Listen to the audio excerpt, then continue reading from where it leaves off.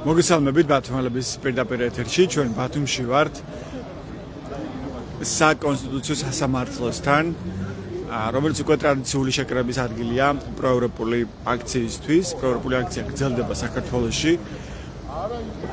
უკვე დაახლოებით 550 დღეა, როგორც ბათუმში, ასევე თბილისში, ასევე სხვადასხვა ქალაქში მოქალაქეები ისევ იკრიბებიან და გამოხატავენ პროტესტს და ამბობენ, რომ ისინი არ შეეგუებიან დიქტატურის დამყარებას ამ ქვეყანაში, იმას, რომ ამ ქვეყნის გზა ევროპისკენ დარჩეს ჩაკეტილი და ამ ქვეყანას ჰყავდეს სინდისის პატიმრები.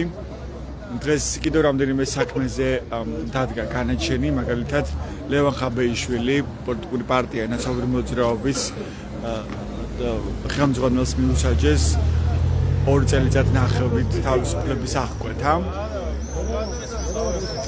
ამ და სხვა ამბებზე მდინარე სიახლეებზე მინდა გავესაუბრო ბათუმის პროევროპული აქციის მონაწილეებს, რომლებიც ისევ ქუჩაში დგანან ნებისმიერ ამინდში და აფიქსირებენ პრინციპულად თავიანთ პოზიციას, რომ ისინი არაპირებენ ამ ბრძოლის შეწყვეტას, მაშინ როცა აშკარად ჩანს ივანიშვილის მცდელობა და რუსეთის მცდელობა, რომ დამყარდეს დიქტატურა ამ ქვეყანაში და ყველაფერი, ყველა ინსტიტუტი, ნებისმიერი ძალა, ნებისმიერი მოძრაობა დასუსტეს ან გაქრეს, რაც უკავშირდება წინააღმდეგობას და პროტესტს.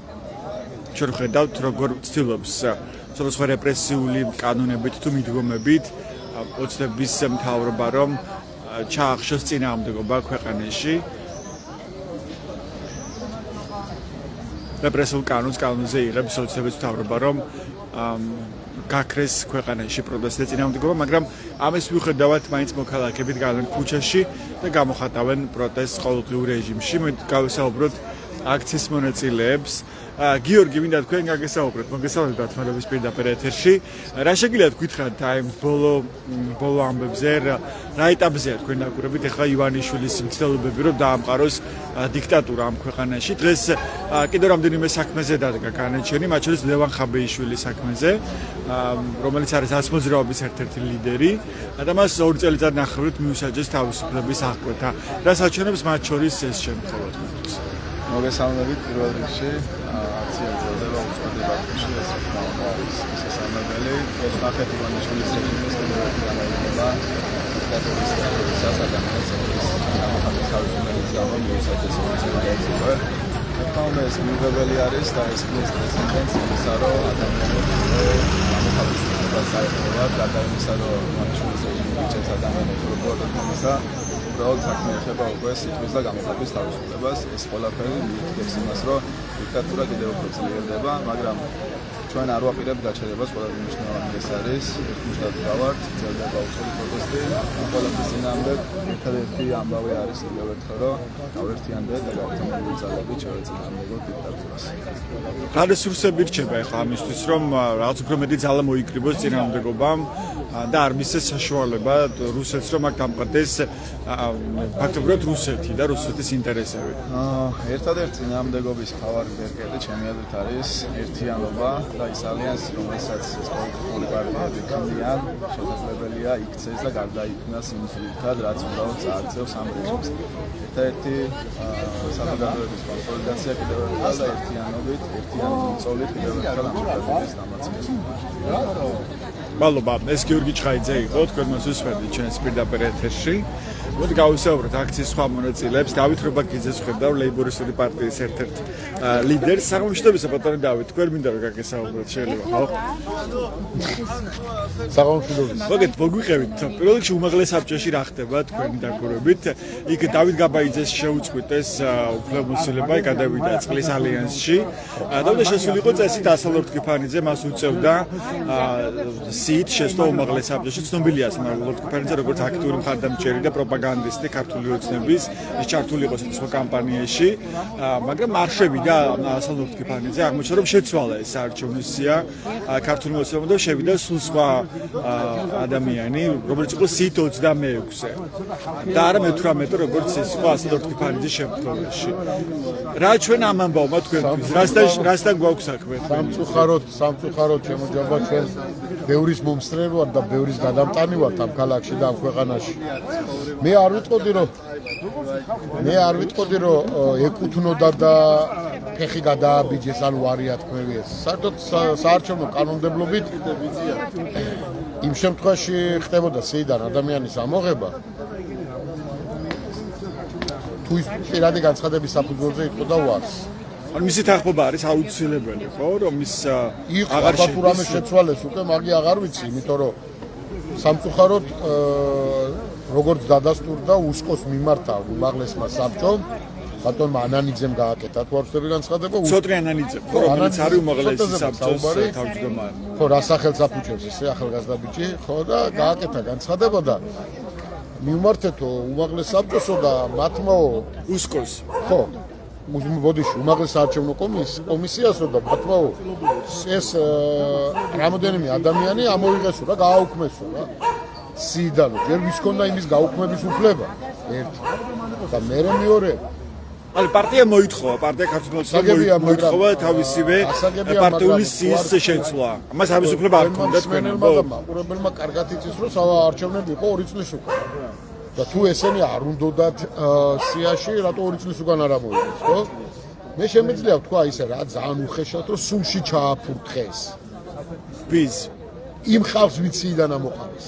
ნუ რამოდენიმე იქიდან მე ვიცი და არის ნორმალური ადამიანი, მე დარწმუნებული ვარ რომ ამას ასე არ შეხვდება და რაღაც საქმეს მისას მაინც იტყვის, მაგრამ ის რომ დაცინეს და მათ შორის დაცინეს ბატონ ლორდ კიფანიძესაც, ხო? მე ახლა როგორც მახსოვს და როგორც ვიცი, ასლანი მოდის მიხეილ მახარაძის თანაშემწეობიდან. ეს 2000 იყო უმაღლეს საბჭოს აპარატი. უმაღლეს საბჭო და ნაციონალური მოძრაობის ერთ-ერთი აქტიური წევრი იყო და თანამშრომელი იყო. ნუ პარტიის წევრი თუ იყო, არ ვიცი, მაგრამ იყო ნამდვილად უმაღლეს საბჭოს აპარატის ასეთი მნიშვნელობა არ აქვს, 80% დღეს იძახის, ვინც უმაღლეს საბჭოში იყო და საკრებულოში არ ვიყავით პარტიის წევრებიო, მაგრამ ახლა ისე რო არ ჩასვლამდე ხო იცი სიაში თუ პარტიის წევრები არის. ეს იყო მათ შემიძლია გითხრათ აი გადაუარეს თავზე სულში ჩააფურთხეს. მაგრამ რა მოხდა ახლა თქვენი ვერსია გითხარით რასთან? უნდობლობა, ჯაბა, არენდობი. რატომ უნდობლობა? რატომ არენდობი არენდობი ხუთპარტია გამოცვლილი არიან. არენდობიან არ არის. რაფერი მომენტია დღეს ქვეყანას და ქალაქს მართავს სუსი. შევთანხმდით, ხო? ყველა საჯარო დაწესებულებაში ყველა ხელმძღვანელი არის სუსის თანამშრომელი. ყოფილი ან მოქმედი, რომელიც ყოფილი არ არსებობს. ხო, ეს ხო ლოგიკურია. აჭარის მთავრობის თავმჯდომარის ყოფილი, დევანდელი, იმის წინა, ბათუმის მერი ვინაა ბოლომდე? ხელვაჩაურის მერი ყველა აბსოლუტურად არის. მაგრამ ასე ლორდ კიფანიძე გამოირჩეოდა დემონსტრაციულად ქართული სუსი არენდობოდა. ან რატომ ხომ არის დაკავშირებული თორნიკე რიჯვაძესთან, იმიტომ რომ თორნიკე რიჯვაძესთან მასე ნაცებთან დავით გაბაიძე. კი ბატონო, დავით გაბაიძე წავიდა უმაღლესი საბჭო. დავით გაბაიძის კაბინეტის უფროსი იყო ასალო. ახლა ნათესავიც იყო რაღაც კი ახლა ოყრობის ამბავში, ხო? მაგრამ ამაზე არსებობს დავანებოთ აჭარაში დავინო, იმიტომ ყველა ერთმანეთს ნათესავია. თუ ახლა მიყვებით ჩვენაც ნათესავები აღმოჩნდებით საცხაი და რაღაც, მაგრამ აქ არ არის საუბარი არენდობა. ანუ საკუთარ ერთგულ კადრსაც არენდო ქართული ოცნება ასე გამო. და ასე უხეშად მივიდნენ და უთხრენ რომ თქვენ არ გჭირდებით, გაწიენ გვერდზე და საწყენი რა არის, იცი? აი რადონის გარეწარი უნდა იყოს ადამიანი დღესაც გამოსული ქუჩაში და იმ პოზიციას ამართლებთ რომ პარტიას დაჭირდა და იმიტომ გააკეთეს ასე. ეს არის არ ვიცი რა ვერ დავარქმევ სახელს არ დაგვიჭირონ იმის გულობისთვის თორა თქვენმა მაყურებელმა იცის რაც ქვია მაგარი ეს მომენტი არენდობა სუსი ეს სუსი მართავს ქვეყანას რა ეტაპზე ახლა ეს მცდელობა ივანიშვილის მხრიდან რომ დაამყაროს ქვეყანაში დიქტატურა როგორ ახსენებ დამყარებულია სუსი ძალოვანი უწყებებია ყველა სტრუქტურაში შორს არ გინდა წავიდეთ ქალაქ ბათუმის მერია დავანებოთ საქართველოს პარლამენტს თავი ემა უმაღლეს საფუძველი ქალაქ ბათუმის მერია სადაც კი დიდი ფული კეთდებოდა არქიტექტურის სამსახური კლიანად ჩაკეტეს მიდით აბა მიბრძანდით ნახეთ თუ გაარკვევთ რამეს მიდით აბა ნახეთ თუ არსებობს მერიაში არქიტექტურის სამსახური გადაიტანეს სადღაც ჩაკეტეს და დაამთავრეს ამი ზედამხედველობა ყველაფერი დაკეტილია ხო ასე რომ რა რესურსი რჩება მაშინ წინამდებობისთვის რა ძალა შეიძლება ქონდეს ქუჩა და კიდე ერთხელ რა შემთხვევაში შეიძლება ქონდეს ამას ქუჩა და კიდე ერთხელ ქუჩა და იმდენად დარწმუნებული ვარ რომ მე ამ ხელისუფლებას დიდი მომავალი აღარა რატომ ხართ ამაში დარწმუნებული რა ვიცი რა ვარ რა გაძლევთ ამ ოპტიმიზმის საფუძველზე? შევარდნაძის პერიოდის გამოვლა, ზვიადის პერიოდის გამოვლა, აბაშიძის პერიოდის გამოვლა, იმდენად მალე ხდებოდა ყველაფერი, რომ ანალოგიური განმეორდება. არა აქვს ამას მომავალი რა. აი, როდესაც საკუთარ პარტიის წევრებს, საკუთარ ამომრჩეველს, დავანებოთ თავი რიგით მოქალაქეებს, დავანებოთ შენზე, ჩემზე თავი, რომ ჩვენ მეორე ხარისხოვანში გავდივართ უკვე. არ ვართ ხოცი, გავდივართ მეორე ხარისხოვანში. ასე ექცევა, სულში აფუნთქებს, არ ეკითხება საერთოდ სიაში ამოგიღო, ჩაქსვა. იმას მომავალი აღარა დამთავრებული საკითხი. რამდენს იყინის? ყველაფერს აქვს დასაწყისი და დასასრული. ასე რომ ჩვენ ახლა დასასრულის ფაზაში ვართ. ძალიან მალე იხილავს მოსახლეობა რა მოუვა ამით. მადლობა. ეს დავით რობაქიძეა, ლეიბორისტული პარტიის ერთ-ერთი ლიდერი, თქვენ მას უსმენთ ჩვენს პირდაპირ ეთერში. მოდით კიდევ ერთ მოქალაქეს მოусმინოთ. სამშვიდობისა. ბოდიში გაჭყვეტებთ, რომ გაგესაუბროთ, შეიძლება, რატო? მე არ ახლობლები მაქვს და მაგრამ იშვიათად ხედავთ ამ აქციაზე და თქვენი სათქმელიც რო გაახმოვანოთ. ხო, დღეს რატომ მოხვედით, შეგიძლიათ გითხრათ? ჩემი ახლობლები არიან. სანახავად და არა პროტესტებთ არაფერს ქვეყანაში? გეხვეწები რა. კარგი, თქვენ გინდა ლაპარაკეთ თქვენი არჩევანი. თეონა თქვენ რა გაგესაუბროთ ბოდიში? თეონა ბერიძე. მოგეთ მოგუყევით თქვენი სათქმელი რა არის დღეს მათ შორის 26 მაისი ახლოვდება დამოუკიდებლობის დღე და ანონსებულია მასშტაბური საპროტესტო აქცია თბილისში. რატომ არის მნიშვნელოვანი ამ დღეს ადამიანები გამოვიდნენ ქუჩაში და გამოხატონ კიდევ ერთხელ საკუთარი პროტესტი? ძალიან დამასწრებია რომ აჩვენოთ უპირველეს ყოვლისა ეს და ის რომ ჩვენი სამხალხო საზოგადოება მინუს ქართული ოცნების წარმომადგენლების გარდა რა თქმა უნდა პოლიტიკოს არის ძალიან პროდასავლელი და პროევროპული ღირებულებების მატარებელი და ბუნებრივია რომ ჩვენ ეს ჭირდება რომ არა მარტო საქართველოს გაიგოს ეს ყოველივე და კიდევ ერთ ფაშად მიგრძნოთ ეს ჩვენი ერთობა და ძალა, არამედ თავისუფლად რო ვაჩვენოთ ჩვენი ამდენი ხნის მშვიდობიანი აქციები. და რესურსებს როგორ ხედავთ ახლა? სად არის ის ძალა, რომელიც შეიძლება დაახევნოს უკან დიქტატურას? რა არის საჭირო ამისთვის? პოლიტიკოსები რას უნდა აკეთებდნენ, თქვენ რას? კარდაკარ უნდა დადიოდნენ და თითოეულ მოქალაქესთან კომუნიკაციის ფარგლებში უნდა დაარწმუნონ, კიდევ მუხტი უნდა გაზარდონ, ოპტიმიზმი და გამოსახონ და ასე შემდეგ. ანუ საუბარი ქმედება, რაც თავარია. ეგორი ერთად როცა არის გადაჭრჭული, ბუნებრივია რომ შედეგიც დაიდება. ოღონდ ძალიან ჭკვიანურად უნდა გავაკეთოთ ეს ყოველივე რა, ესე მგონია, იმიტომ რომ ამდენი წელია რაღაცა ოპოზიციაში ვართ ჩვენ ხალხი, რომელიც მიმსახურებთ ცვლილებებს, ანუ მესმის რომ ეს არის დასასრულის დასაწყისი და ვიმედოვნებ რომ ძალიან მალე მოხდება ეს ყოველივე და მართლა შეიცვლება ქართული ოცნება. არ ვიცი, რაღაცა თითქოს იმედიც მაქვს გადაწყვეტილი ამ ყველაფრის, მაგრამ მიუხედავად ამისა, ნიჰილისტური განწყობისა, მაინც არ ვნებდებით და ძალა სწორედ არის ჩვენში რა, ჩვენს თავებში უნდა გამოვნახოთ ეს ყოველივე. ანუ ეს დაუმორჩილებლობა და შეუგუებლობა არის ერთ-ერთი გამოსავალი და მნიშვნელოვანი ფაქტორი ალბათ, ხო, ამ პროცესში. ძალიან მნიშვნელოვანი.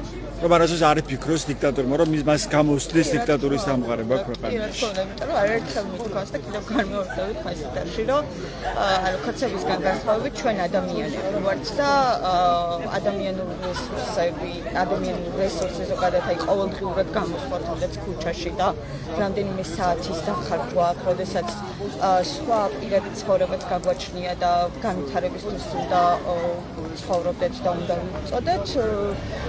ქართული ოცნების წარმომადგენლები უბრალოდ დგანან და არ ვიცი რა ვთქვა, უბრალოდ ცდილობენ რომ რაღაცნაირად გავტეხონ და არ გამოუვათ. როგორც ბოლოს არის იყო და აი როგორც მასწავლებლებს ჩვევიათ ხოლმე წლის ბოლოს ვინ გაიცინებს და ისევ ახალგაზრდობა ვიცინობით ხოლმე, აი ზუსტად ეგ მომენტი არის რა. წლის ბოლოს, არ ვიცი ეს წლის ბოლო ქართული ოცნებისთვის როდის დადგება, მაგრამ აუცილებლად ვსჯერა რომ ძალიან ანუ გჯერათ რომ აუცილებლად დადგება წლის ბოლოს. აუცილებლად დადგება, პოლიტიკოსებიც განთავისუფლებული იქნებიან და რაც თავარია თქვენი ქვეყანა იქნება თავისუფალი და დემოკრატიული. დიდი მადლობა თქვენ რომ გამხდათ მოსაზრება. მე შეგახსენებთ რომ ჩვენ ვართ ბათუმის თითქმის პროევროპულ საპროტესტო აქციაზე მოქალაქეები ისევ დგანან საკონსტიტუციო სასამართლოსთან და გამოხატავენ პროტესტს იმ პროცესების გამო რაც ხდება ქვეყანაში და ძირითადად უმთავრესად ეს უკავშირდება ამ ქვეყნის გზის ჩაკეტვას ევროპისკენ. მოქალაქეები ამბობენ, რომ დაუშვებელია ეს ქვეყანა დარჩეს ევროპული მომავლის, ევროპული პერსპექტივის გარეშე, რაც ნიშნავს პრაქტიკულად პირდაპირ საფრთხის შექმნას ამ ქვეყნის დამოუკიდებლობისთვის და თავისუფლებისთვის, რადგანაც ძალიან მარტივი წარმოსადგენია რა შეიძლება ელოდებოდეს საქართველოს პატარა ქვეყანას აგრესორი რუსეთის მეზობლად თვალწინ მეგობრების და პარტნიორების გარეშე. ამიტომაც ამ საპროტესტო აქციის უცვლელი მოთხოვნებია ის რომ საქართველოს დაუბრუნდეს ევროპული ინტეგრაციის გზას, ჩატარდეს ხელახლა არჩევნები დემოკრატიულ და სამართლიან გარემოში და აუცილებელი ლოზუნგი, რაც ჟღერდება ყველა აქციაზე, არის ის რომ უნდა გათავისუფლდნენ პოლიტიკური პატიმრები თავისუფლება რეჟიმის ტყვეებს. მოდი გავისაუბროთ აქციის კიდევ ერთ მონაწილეს, თემურ გორგაძეს. ბოდიში, თემურ მინდა რომ გაგესაუბროთ, ბოდიში გაწყობინეთ, მაგრამ პირდაპირ ეთერში ვართ. საინტერესოა თქვენი ანალიზი დღეს რაც ვნახეთ, მაგალითად უმაღლეს საბჭოში, ოცნების უმაღლეს საბჭოში. ახლა ეს რა იყო, რასთან გვაქვს საქმე, ხო? ჩვენ ვიცით რომ ოცნების რაღაცა გამორჩეული ასე ვთქვათ აქტივი, რომელიც ემსახურებოდა მთელი ეს წლების განმავლობაში ამ პარტიას ღია დემონსტრაციულად ის იყო პროპაგანდისტი ამ ოცნების და წერდა კომენტარებს და ის ამით იყო დაკავებული ასლობ კიფანიძეზე ლაპარაკი ის იყო აპარატის წევრი კი არა და უშუალოდ დავით გაბაიძის კაბინეტის უფროსი და ეხლა მას უწევდა წესით დეპუტატობა, იმიტომ რომ დავით გაბაიძე ვისი აპარატის უფროსის იყო და ის იყო ასევე თორნიკე კერეჟოძესთან დაახლოებული პირი ეს დავით გაბაიძე ის უკვე აღარ არის დეპუტატი, ხო, გადავიდა სხვა სამსახურში. შეიძლება ის უკავშირდებოდეს თორნიკე კერეჟოძეს, არ ვიცი, ამაზე ბევრი ვერსია, მაგრამ ეხლა ამბავი არის ის, რომ ასლობ კიფანიძე ელოდებოდა რომ ის გახდებოდა დეპუტატი, ის წერდა ამის შესახებ კიდევაც საკუთარ Facebook-ზე, როგორც შეფთვის არის ცნობილი, მაგრამ აღმოჩნდა რომ ის არ შევიდა, მისი ადგილი არ აღმოჩნდა უმაღლეს საბჭოში. კიდევ 7-8 დეპუტატის იქეთ 26 ვინც იყო, მე-18 ადგილზე იყო ასლობ კიფანიძე და 26 ვინც იყო ამ სიაში, პარტიულ სიაში, ის შედის უმაღლეს საბჭოში. მე-19 იყო ასლობ კიფანიძე, ხო? და 26 ვინც არის ის შედის. ანუ რასთან გვაქვს საქმე ეს რა არის, რასაც ჩვენებს ეს ამბავი. მოდი აქეთ რო დადგეთ ბოდიში. ვიცი რა, ხო ეხლა შენოყვებოდი ანუ დათო გაბაიძის უმაღლეს ეს აპარატის უფროსი რომ მე გამახსენდა რომ ეგ კაცი ხელმოხარაძის აპარატის უფროსიც იყო, ანუ რეალურად რო არის ხოლმე რომ აი ნაცებზე რო აქვს ხოლმე საუბარი, ასლან ურთბანძე არის რაღაცა ყველა პროპკას როგორ მოერგო, მაგის ქრესტომატიური მაგალითი. ნაცებიც იყო და აპარატის უფროსის აპარატში მუშაობდა მეხარაძესთან. ჯანაზესთანაც იყო ერთი პერიოდი, რაღაცა ექსპერტთა კავშირი ქონდა და ცინცაძე თუ რაგვარია იმკასთანაც იყო, ოცნებაშიც არის. და ნუ რავი, ეხლა თუ ვინმე მე ასლანას დიდი წლებია რომ დაბლოკილიყავარ და არ ვიცი რა წერს Facebook-ზე, მაგრამ სანამ დაბლოკამ და თუ კონდა მაგათთან ერთად ურთიერთობა რაღაც ვიცნობდი ქალაქიდან და თუ ვინმე რაღაცა ხოცების სასაგებლო უნამუსობა აქვს თუ იმეზე იტყვიროთ ხოცებისთვის ამან რამე იკადრა, ხო აჭარაში არის ეგორი კაცი ასლან ურთიბანძე და ლათონ გალაბლიშვილი. ლადო საერთოდ არ ჩასმეს ასლან ურთიბანძე ჩასმული ამოაგდეს. ხო, რავი, ანუ ალბათ რამაც, ანუ რაც მაგან უნდა აჩვენოს არის ის, რომ ხო, ხოცებს თუ მოუნდებათ შეულებრივად აი რაც დამარტეს რიзвაძეს, რაც დამარტეს ასლან ურთიბანძეს, ანუ მაგათთვის ადამიანურობა არ არის, ადამიანი არ არსებობს. ეგრე ჭირდებათ, ეგრე გამოდის. მაგრამ ეს ხარ ერთგვარი სიგნალი, ასევე ერთგული მხარდამჭერებისთვის, ხო? თქვა იგივე ასლან ურთიბანძისთვის ან რა ვიცი სხვა ანუ ეგ არის აქტივისტვის. ეგ არის აქეთ ჩვენი ბაბლის, ჩვენი აქეთ ამ ხარეს მგონი ადამიანების შეცდომა მათ შორის. თუნდაც შენც ასწავლე ერთგული მხარდამჭერი. აი, მათ ჩვენი ერთი კოცი, რომელიც ქართული ოცნების მხარდამჭერია, იმიტომ რომ ქართული ოცნების რაღაცა რავი, რომელიღაცა პოლიტიკური რეფორმა, ან ეკონომიკური რეფორმა, ან რაღაცა იდეოლოგია, რაღაცა მას იდეოლოგია არ აქვს ქართული ოცნებას, მაგრამ მასზე მუშაობს, ხო, რომ აი ქართული ოცნების პოზიციები გამყარდეს. იმიტომ არის კოცი, რომ სარგებელია. ხო და ეს ხომისთვისაც არის სიგნალი, ზუსტად იგივე კონტექსტში, რომ მე შეიძლება არ დამიფასონ ეს აქტიურობა. რაც ეხლა არსებული აქვს და სანამ ამას არ დაიწყებე, მანამდე ეგენი სულ იქნებიან კოცი, ასლან ურთიბანძეს ზუსტად ვარ დარწმუნებული, რომ გამოვა და ეს ესე გააფრავს, რომ პარტიას ესე ჭირდებოდა იტყვის ან რაღაცა დიადინიზმის გამო იმას კი არა რომ მას როგორ თავზე როგორ გადაისკნეს არის რას თქვა ვიხმარო, არა უბრალოდ ამას გააფრავს სიმბო რომ იქ რაღაცა სამართლებთან დიდ სარგებლობას არავინ არ მიცემს, უბრალოდ არ აღისას რაღაც ძვირი, რაღაცა მაქსიმუმ ხელფასი ეყოლება დასმული, სანამ ეგ რაღაცა ხელფასი მაგას აქვს, სულ იქნება კოცი. და ეგრე იქნება ყველა კოცი ეგრე იქნება, იმიტომ რომ ეგ ადამიანი მაგრამ ასეთი ქცევა თავად პარტიისთვის ქართული ოცნებისთვის მომგებიანია? არა, ბუნებრივად წამგებიანი, ოღონდ უყურე მან როგორ არის, ანუ დააკვირდი ბოლო პერიოდში, აი ადრეც მაგ მგონი მოყოლი, მაგრამ აი მაგალითად სოციალურად დასაქმებულები რო ყავდათ, რატო გააუქმეს, ბულვარიდან ველო გამქირავებლები რატო აყარეს, ბულვარში ეს შენობები რატო დაანგრიეს და აი სადაც ამ ბოლო პერიოდში ან შენ ან სხვა მედიებმა რამე გააშუქეს, თქვენც ხედავთ რომ ყველა ხოცი იყო აბსოლუტურად მიზდაზე. მარტივი მიზეზის გამო რა. თან ყველა ამას ხას უსვამს, რომ მე თქვენიანი ვარ, ქართულ ოცნებას ეუბნება, ხო? იმიტომ რომ მაგათ გონიათ რომ იმათიანობა რამეს ნიშნავს, იმათიანობა ეგ ნიშნავდა მაშინ, როდესაც ქართულ ოცნებას აზრად ჰქონდა, რომ ამ ქვეყანაში შეიძლება მომხრეები ჭირდებოდა და დაჭირდეს, როდესაც იქნება არჩევნები. ქართულ ოცნებმა გადასულია სხვაგან, ანუ სულ ბოდიში ამ ფეხზე კიდია მომხრეები.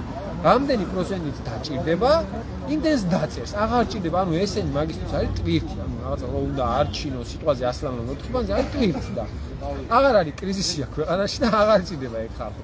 თუ მოვა 2028-ში არჩევნები, ორი ვარიანტია. ჩემი აზრით შეიძლება ის თქვა, რომ აი მაინც ძვირი ჯდება და რაღაცა ისედაც პარტიებს გაუქმებენ და რატო ჩავა. ან თუ არა რაღაც უბრალოდ დაარქვენ არჩევნებს, იქ ვიღაცები შევლენ, რავი, რაღაცა არიან ქვეყანაში შევლენ. უბრალოდ რა ვიცი, ანუ იმას, რასაც არჩევნები არ ქვია, მე ჩემი აზრით ალბათ ნორმალური არავინ არ შევა და რავი, ახლა ბიძინა დაწერს იმას, რაც უნდა. რომ შევიდეს ვინმე სხვა მაინც დაწერს. ამიტომ ეგ ხალხი აღარ ჭირდება, ეგენი ჭირდება მაშინ, როდესაც რაღაცა ცოტა მინიმალური იყო ეგ აი დემოკრატიის ამბავი. აღარ არის ეგ ამბავი. უბრალოდ ჩვეულებრივი კლასიკური რაღაცა რავი, ანუ რუსეთი ვარ თუ რო ვიძახი, მაგიტო ვიძახი, ანუ მართლა ის რუსულ პასპორტად კი არავინ დავგინაცილებ, თქვენ არც ბელარუსში არა რუსულ პასპორტი და არც ჩეჩენეთში. ეგ არის რუსული მეთოდი, რაც მინდა იმას გავაკეთებ რა, მინდა გაგლახავ, მინდა გცემ, მინდა ამოგაგდებ სიდან, მინდა ჩაგაგდებ, მინდა დავწერ, მინდა რას მინდა იმას მიზამ. და ვერაფერს ვერ მიზამ. აი Facebook-ზეც ვერ გამაკრიტიკებ, გამაკრიტიკებ დაგიჭერ. კი, ესეც შემოიღეს. ახლა რომ გააკონტროლი Facebook-ში ვინ რას წერს. ეგ არის, ანუ ადამიანობის დაკარგვა ქვია მაგას. პირუტყვი მაგას ნიშნავს, ანუ პირი აღარ უნდა გქონდეს, ვეღარ უნდა ილაპარაკო და ვეღარ უნდა გააკრიტიკო. ასლა ნახო. კარგი გაგებით თუ ცუდი გაგებით არ ვიცი, მაგრამ ასლა თქონდა ყოველდღე პირუტყვი ანუ ტიპს რა დაემართა და იმის ისიც არა აქვს, რაღაც თავისუფალი ნებაც ვერ აქვს. ისა რომ გამომიდეს და ხალხო რავი, აი ესე დამემართა თქვას. იმიტომ რომ ვერ შეუძლია. დარწმუნებული ვარ, მე არ მინახავს გაბლოკული ყავარ, მაგრამ დარწმუნებული ვარ Facebook-ზე ახლა იქნება გაპროებული ისე რომ აი პარტიას ისე ჭირდებოდა და ასე ამიტომ მოხდა. ხო, ეგეთი ამბავია რა, მაგათთვის არ არსებობს არანაირი თავისუფლება. რის დღეა 26 მაისი, ახლა ეს ვითხარი, ამ დღევანდელ კონტექსტში რა უნდა იყოს 26 მაისი და რა შესაძლებლობა შეიძლება იყოს 26 მაისი და ქუჩის პროტესტი? იცი რა, ზოგადად ალბათ უნდა დავიწყო იქით მე სულ მასე ვუყურებ ხოლმე, რომ ანუ საქართველოში ძირითადად პროტესტი ჩვენ, ანუ რაღაცა ეგეთი დიდი აქციები რო დაინიშნება, ადამიანებში რჩება ეგეთი აღქმა, რომ აი რაღაცა 26 მაისს უნდა რაღაცა ხალხმა უნდა შეიყაროს და რაღაცა უნდა დასრულდეს. არც 26 მაისს, არც 31 მაისს და არც 15 ივლისს არაფერი არ დასრულდება. ესეთი აქციები არ არის მაგისტრის.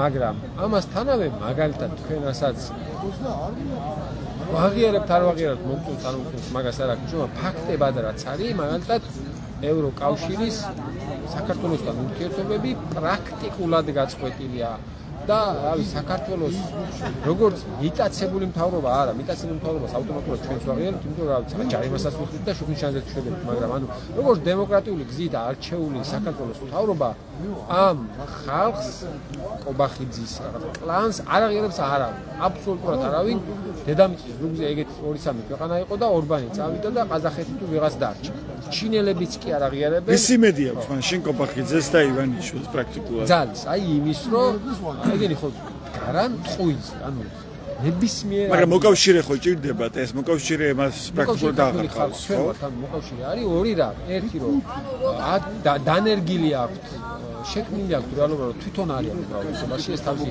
ტროლებით, ბოტებით, იმით ამით არ აქვს შუა ერთი მაგით და მეორე შიში. და აქეთ მხარეს ჩვენ ან იმედი აქვს რომ შეაშინებენ საზოგადოებას. მაგიტო ბლოკავენ აი Facebook-ზე კრიტიკას და შიში. და 26 მაისმა რაც უნდა გადატეხოს არის ეგ რომ მიუხედავად შიშისა არ დემონსტრაციულად აჩვენოს სიმრავლე, რამდენი ადამიანი არ ეთანხმება. მათ შორის მე მინახავს როგორ მასშტაბურია ეს აქ პროტესტი. ხო ჩვენ გავართ ახლა და ყველა რაღაცა ნიჰილიზმი ყველას გვაქვს, მაგრამ როგორც კი აქ რაღაცა 1000 კაცი მოიკრიბება, მინახავს როგორ ენტება ხოლმე ადამიანების თვალებში და როგორ ჩნდება იმედი რომ ვა თურმე არ შემგუებულ ვარ. ექსპერტის დანახვა გვჭირდება და გვაძლიერებს. პროტესტი არის მაგისტრის საჭირო რომ ჩვენ ერთმანეთს დავანახოთ რომ არ შემგუებულ ვართ რაღაცა პირუტყვები არ გავხდარვართ და არ შევეგუეთ რუსეთის ჩმორობას. ეს ერთი და მეორე მათ შორის აი იმ დასავლურმა ცივილურმა სამყარომა უნდა დაინახოს რომ იმიტომ რომ ამას რომ ამბობ ხოლმე ძირითადად მოდის იმიტომ რომ აი შენ დასავლეთის საკითხი არ აკეთებ მაგრამ დასავლეთი იქცევა ესე აი მაგის მაგალითი მოყავს თუნდაც თავისი აზერბაიჯანი. თუ აზერბაიჯანელი ხალხი შეგუებულია დიქტატურას, დასავლეთი აზერბაიჯანის ჰაიდარ ალიევთან ძალიან კარგად თანამშრომლობს. ესეა საუდის არაბეთიც. შეგუებული არიან არაბები იმასთან რაც მართლა. დასავლეთი პრობლემა არა. თუ დასავლეთი ხედავს რომ არ ეგუება ქართველი ხალხი, აი შეხედეთ რა ურთიერთობები აქვს მაგალითად ჰაიდარ ალიევ, ილჰამ ალიევთან, ჰაიდარ ზეინალოვთან, აზერბაიჯანის პრეზიდენტთან და რა ურთიერთობები აქვს ბიძინა ივანიშვილთან. და შეიძლება გახდეს რაღაც ახალი ტალღის საფუძველი გვე სანქციებთან დაკავშირებით, ხო? მათ შორის საფრანგეთის, რომლის მოქალაქეც არის ბიძინა ივანიშვილი. ახლა თქვენ თუნდაც საფრანგეთი რატო გააკეთებდა იმას თუ ამ ქვეყანაში არაფერს არ აფრინებს და ყველას მოსწონს ის რაც არის. ხო. ეს ასეც უნდა იყოს, ხო, ეს არის დემოკრატიის ერთ-ერთი მთავარი მაგრამ პირობა. ისინი უყურებენ ამას რომ ამ ქვეყანაში არსებობს არც თუ ისე ცოტა ხალხი რომელიც 500 დღეა არ ეგუება რაღაცას და ხო რადგან არ ეგუება ამ რეჟიმს ისინი ცდილობენ ჩემი აზრით არასაკმარისად მაგრამ ცდილობენ ქართველ ხალხს დაეხმარონ ამ რეჟიმის მოძრაობას მათ შორის რომ გადახედო აი ევროკავშირის პროექტები რაც გაჩერდა ეს ეკონომიკას იმდენად დააკლა რომ აი ინფლაციის ერთ-ერთი მიზეზიც ეგ არის ერთადერთი არა ბუნებრივი მაგრამ ერთ-ერთი აი ყველაფერი ის რაც მიდის იმისკენ აი რაც ჭირთ ახლა ოცნებას რამდენიც არ უნდა ებრაქურ რაც ემართება რიჟვაძე, გაბაიძე, ლოტიფანიძე ეგ ხალხი რაღაცა გუშინცინ დიდი სიამაყით დადიოდა ამ ქალაქიდან ლატაობდნენ და ბოლო პერიოდია ერთი კვირის განმავლობაში თქვენ მედიაში ვნახავთ და 10 აქცია ეს ოდესღაც არის ხო დადგა იმიტომ რომ დასავლეთმა დაინახა რომ ამ ქვეყანაში მაგრამ ეს ქვეყანა არ არის უსაფრთხო ამ ქვეყანაში ინვესტიციას არავინ არ დებს დასავლური ინვესტიციები არ მოდის მათ შორის გრანტები არ მოდის ანუ არაფერი არ მოდის და ხო ბუნებრივია რომ უცნაურს უჭირს ეგ არის მაგის საბაბი ამიტომ ჩვენ აქციას რაც უნდა ვქნათ არის რომ არ უნდა ვაჩვენოთ რომ არ ვეგუებით ის რაც დაგვატყდა თავს ალობა ეს თემურ გორგაძე იყო თქვენ მას უსმენთ ბათუმელების პირდაპირ ეთერში ის პარტია გირჩიმეთ თავისუფლების ერთ-ერთი ლიდერია ასეთია დღეს პროევროპული აქტის მონაწილეები შეფასებები და გზავნილები ბოლო პოლიტიკურ ამბებთან დაკავშირებით თქვენ უსმენთ ბათუმელების პირდაპირ ჩართვას ეს ჩვენს ვებგვერდებს ბათუმელები ჯი-დან გაზეთი ჯი რომ მიიღოთ განახლებული და სანდო ინფორმაცია მალბო ყურადღებისთვის დროებით